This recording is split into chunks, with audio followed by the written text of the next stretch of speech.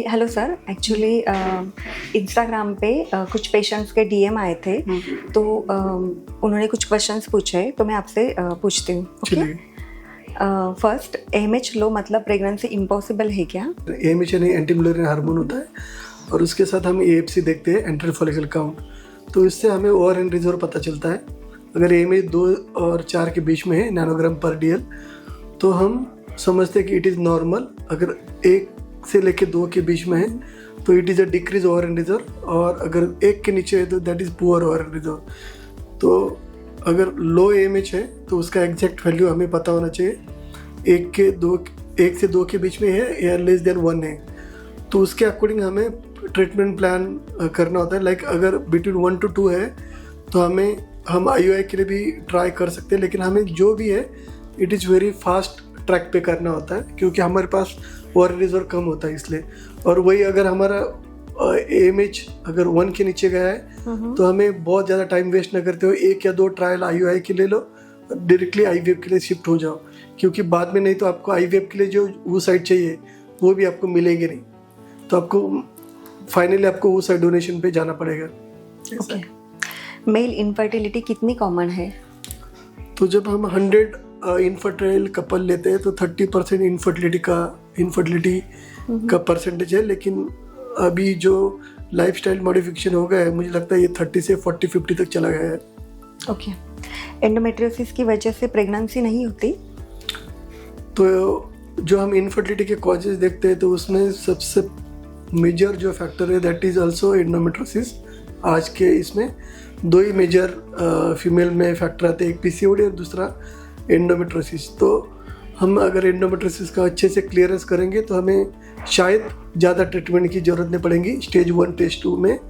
जब स्टेज 3-4 पे डिसीज जाता है तो हमें मोस्टली आईयूआई या आईवीएफ के लिए जाना पड़ता है। तब हम नेचुरल का कोई स्कोप नहीं रहता है अपने पास, क्योंकि पूरा ट्यूब्स डैमेज हो जाते हैं और रिजर्व कम हो जाता है, तो नेचुरल का बहुत कम चांस रहते हैं।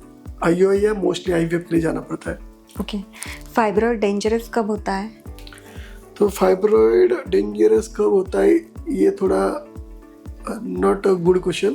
फाइब्रॉइड डेंजरस नहीं होता है, लेकिन कब निकलना चाहिए उसके इंडिकेशन होते हैं। ओके, अगर कोई भी फाइब्रॉइड सब सिरोजल या इंट्रामुरल है और लेस देन 5 सेंटीमीटर और पेशेंट को कोई सिम्टम्स नहीं उसका, तो हमें वो निकालने की कोई ज़रूरत नहीं। लेकिन मोर देन 5 सेंटीमीटर है तो उसको निकालना चाहिए।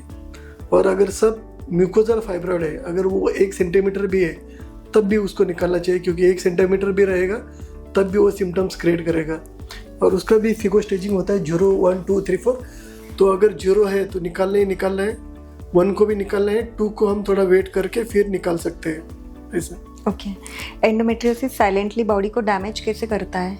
जो एंडोमेट्रियोसिस होता है वो जैसे जैसे डेज जाएगी वैसे वैसे मल्टीपल ऑर्गन को इन्वॉल्व करता है, और वो ऑर्गन में वो डिपर जाने लगता है। और ऐसी सिचुएशन में जब वो ऊपर होता है तो पेशेंट को मेनली पेन कंप्लेंट होती है, लेकिन जब वो डिपर जाता है तो वो पूरे वो ऑर्गन के फंक्शन डैमेज कर देता है। लाइक अगर बाउल को डिपर जाएगा तो ऑब्स्ट्रक्शन करेगा या फिर डिचेसिया करेगा बहुत ज़्यादा प्रमाण पे।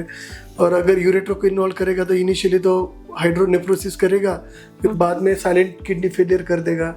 ब्लैडर के अंदर भी सेम सीन होता है कि रिकरेंट यूटीआई हो सकता है या ब्लीडिंग हो सकता है। और नर्व पे रहेगा तो दैट इज़ वेरी डेंजरस, कि नर्व को निकालने के बाद भी पेशेंट को पेन रहता है। तो ये तो हमने पेल्विक के ऑर्गन देख लिए, लेकिन एंडोमेट्रियोसिस ऊपर भी जा सकता है। Appendix, small bowel, diaphragm, lung, pleural cavity सबको इन्वॉल्व कर सकते हैं। तो इसको एज अर्ली एज पॉसिबल उसको टैकल करना चाहिए। ओके, सी सेक्शन के बाद लैप्रोस्कोपी सेफ है क्या? हाँ, सेफ होता है, लेकिन मोस्टली क्या है कि सीजरियन सेक्शन में एडिशन होने के चांसेस होते हैं। तो अगर उसका हॉरिजॉन्टल स्कार है तो आप नॉर्मल साइड पे ट्रोका डाल सकते हैं सर्जन।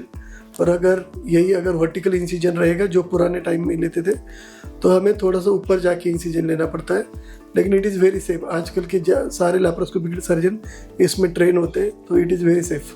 ओके, एक मिस्टेक जो इनफर्टिलिटी बढ़ा रही है? लाइफस्टाइल जो है आजकल की ना, वही आजकल की इनफर्टिलिटी बढ़ा रही है, और लेट मैरिजेस। ये जो आप sedentary lifestyle, no exercise, no meditation, unhealthy food and late marriages. ये 4 चीजें हैं जिसके कारण इनफर्टिलिटी का रेट बढ़ रहा है, रेशियो बढ़ रहा है. मोबाइल या लैपटॉप फर्टिलिटी अफेक्ट करता है क्या? मोबाइल और laptop fertility affect as such करता नहीं है, लेकिन मोबाइल पे हम क्या देखते हैं, मोबाइल पे हम रील्स देखते हैं कि जो डोपामिन सर्च करते हैं अपने ब्रेन में, और वो डोपामिन सर्च करेगा तो वो आदमी कभी पीसफुल नहीं रह सकता. अगर आपको पीसफुल रहना है तो आपको सेरोटोनिन रिलीज करने वाले एक्टिविटीज करनी पड़ेगी, और वो 2 ही activity, that is first is gym and second is आपका मेडिटेशन. ये 2 चीज़ों में आपको डोपामिन, आपको सेरोटोनिन रिलीज होगा.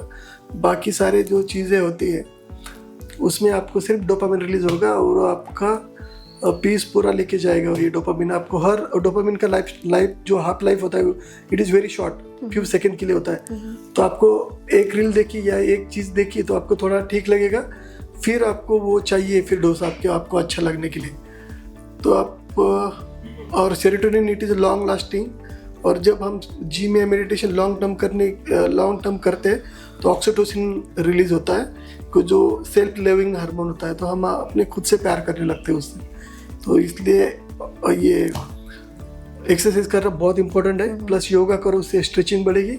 और मंत्रा मेडिटेशन करो, जो नाक पे हम करते हैं breathing exercise, that is not useful in the generation. हमें मंत्रा मेडिटेशन करना चाहिए. इससे आपका बॉडी में सारे हार्मोन बैलेंस हो गए. जब हार्मोन बैलेंस हो गए, क्योंकि जो हमारे ओवरी के हार्मोन होते हैं वो सब न्यूरो एंडोक्राइन यानी न्यूरो से शुरू होते हैं. तो हमारा फिर पिट्यूटरी हार्मोन एक हाइपोथैलेमस के हार्मोन अच्छे हो गए, फिर पिट्यूटरी, फिर ओवरियन हार्मोन रिलीज अच्छा हो गया. तो इसलिए मोबाइल और लैपटॉप डायरेक्टली ले, लेकिन इनडायरेक्टली अफेक्ट करते हैं. Okay, thank you.